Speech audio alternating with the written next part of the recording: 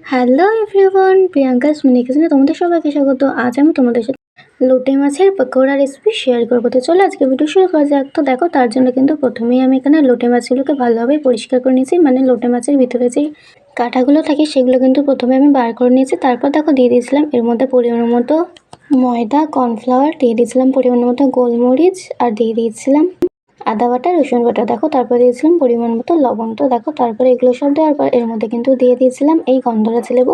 গন্ধরাজ লেবুর বদলে তোমরা কিন্তু এখানে পাতা লেবু ইউজ করতে পারো। তো দেখো এখানে প্রথমে লেবুর রসটা দিয়ে দিয়েছি। তারপর দেখো এই লেবুর পিছনের অংশটাও কিন্তু আমি এখানে একটা গ্রেটারের সাহায্যে গ্রেট করে দিয়েছি। লেবুটা এখানে গ্রেট করে দিয়েছিলাম কারণ যে মাছের যে আষ্টে গন্ধ থাকে সেই গন্ধটা কিন্তু অনেকটাই চলে যাবে। তো দেখো এখানে কিন্তু আমি লেবুর পিছনের অংশটা ভালোভাবে গ্রেট করে নিচ্ছিলাম।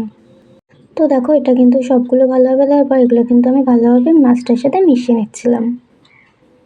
দেখো মাছটার সাথে সমস্ত ইনগ্রিডিয়েন্টস কিন্তু আমি এখানে ভালোভাবে মিশিয়ে নিচ্ছিলাম, আর সবার শেষে এর মধ্যে দিয়েছিলাম পরিমাণ মতো রিফাইন তেল। তো দেখো তারপরে কিন্তু এখানে তেলটা দিয়ে ভালোভাবে কিন্তু এখানে মাখিয়ে নিচ্ছিলাম সবগুলো।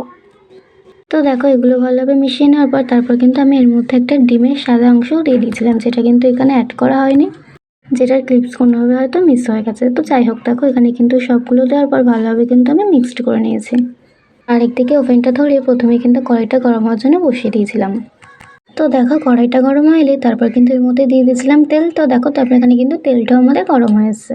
তারপর দেখো মাছের যে মিশ্রণটা ছিল সেখান থেকে কিন্তু আমি অল্প অল্প করে মাছ নিয়ে এখানে কিন্তু আমি কড়াইতে দিয়ে দিচ্ছিলাম।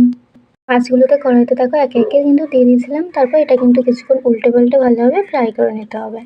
আর এই মাছগুলো ফ্রাই করার সময় অনেকটাই তেল ছিটকাচ্ছিল। তো যাই হোক, দেখো এখানে কিন্তু আমি উল্টে পাল্টে মাছগুলোকে ফ্রাই করে নিচ্ছিলাম।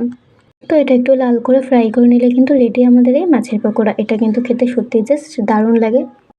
আচ্ছা, তোমরা কি আগে এই লোটে মাছের পকোড়া রেসিপি ট্রাই করেছো? সেটা কিন্তু অবশ্যই আমাকে কমেন্ট করে জানিও। আর এরপরে তোমরা কোন রেসিপি দেখতে চাও সেটাও কিন্তু অবশ্যই কমেন্ট করে জানিও।